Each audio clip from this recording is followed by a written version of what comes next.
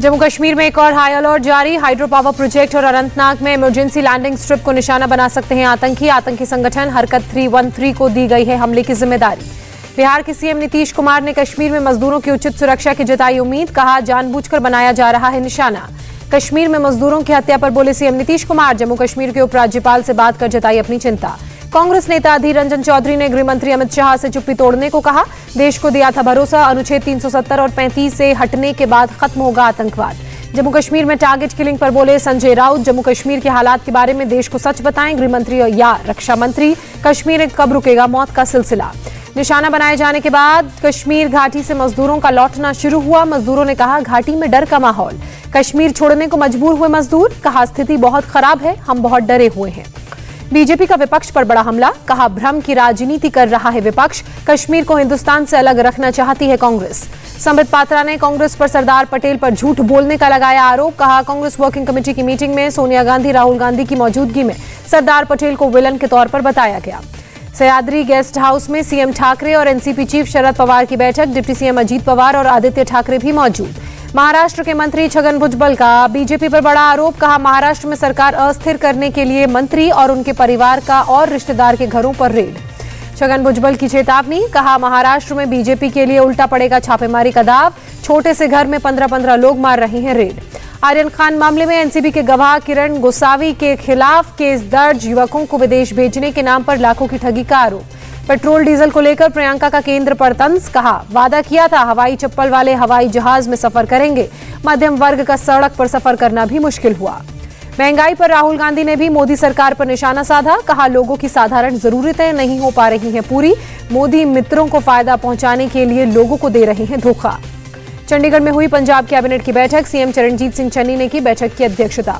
उत्तर प्रदेश के शाहजहांपुर में कोर्ट परिसर में वकील की संदिग्ध हालत में मौत। कोर्ट के तीसरी मंजिल पर रिकॉर्ड रूम में वकील का शव बरामद। वकील का शव मिलने के बाद भारी संख्या में पुलिस कचहरी में तैनात। जांच के लिए फिंगरप्रिंट्स एक्सपर्ट को बुलाया गया। शव के पास से तमंचा भी बरामद किया गया। शाहजहांपुर मामले पर मायावती का ट्वीट। कहा, दिन दहाड़े वकील की हत्या बेहद शर्मनाक। ऐसी घटना उत्तर प्रदेश सरकार के कानून व्यवस्था के दावों की पोल खोलती है।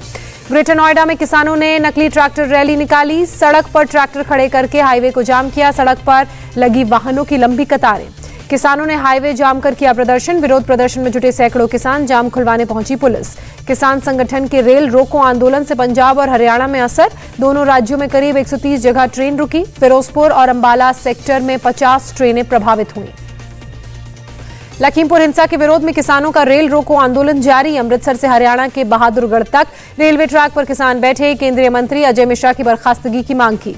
अमृतसर के देवीदासपुरा गांव में भी प्रदर्शनकारी रेलवे ट्रैक पर बैठे। रूट की ट्रेनों पर असर पड़ा।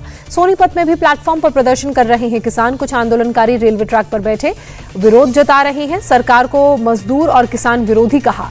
लखनऊ के उत्तरेटिया स्टेशन के बाहर सुरक्षा बल को तैनात किया गया। सरकारी संपत्ति को नुकसान से बचाने के लिए बड़ी संख्या में फोर्स की तैनाती।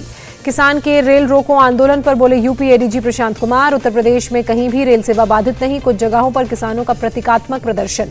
लखीमपुर खीरी हिंसा के खिलाफ दिल्ली में एनएसयूआई का प्रदर्शन। सरकार के खिलाफ जमकर की नारेबाजी। पुलिस ने प्रदर्शनकारियों को हिरासत में लिया। उत्तराखंड के सभी 13 जिलों में आज भारी बारिश का रेड अलर्ट। राज्य के सभी स्कूल, कॉलेज और आंगनबाड़ी केंद्र बंद। भारी बारिश की चेतावनी के बाद एहतियातन रोकी गई बद्रीनाथ यात्रा। चमोली में लगातार हो रही है बारिश। केदारनाथ में भारी बारिश। सीएम पुष्कर सिंह धामी ने बारिश के हालातों पर बैठक की। फिलहाल केदारनाथ यात्रा पर रोक लगाई गई। गंगोत्री धाम में भी मौसम बदला। सुबह से हो रही है बारिश। निचले इलाकों में भी झमाझम बारिश। उत्तराखंड के सीएम पुष्कर सिंह धामी ने बारिश के हालातों का जायजा लिया। सभी जिलाधिकारियों को हर घंटे बारिश और ट्रैफिक की रिपोर्ट पर अपडेट देने के निर्देश दिए। केरल के भारी बारिश में 10 डैम के लिए रेड अलर्ट घोषित किया गया। सबरीमला यात्रा पर फिलहाल रोक लगाई गई।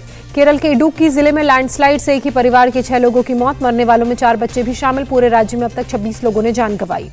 दिल्ली के पर्यावरण मंत्री ने रेड लाइट ऑन गाड़ी ऑफ अभियान की शुरुआत की। कहा, 13 से 20% तक प्रदूषण कम होगा। उत्तर प्रदेश विधानसभा के डिप्टी स्पीकर के चुनाव के लिए वोटिंग जारी।